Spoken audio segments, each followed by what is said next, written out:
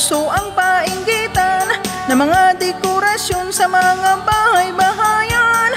Ngayon ang Pasko, mga inggitira nag-aabang kung ano ang Christmas tree ng kanilang kalaban. Pasko, Pasko, magbati na po kayo para masaya at maswerte ang pasok ng Pasko nyo.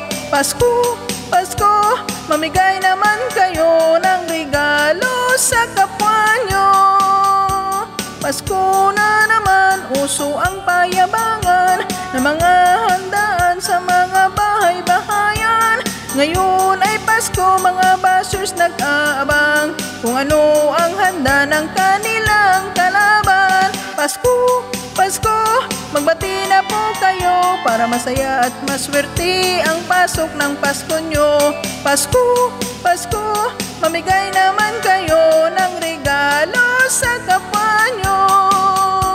Pasko, Pasko, magbati na po kayo para masaya at maswerte ang pasok ng Pasko nyo. Pasko, Pasko, mamigay naman kayo ng regalo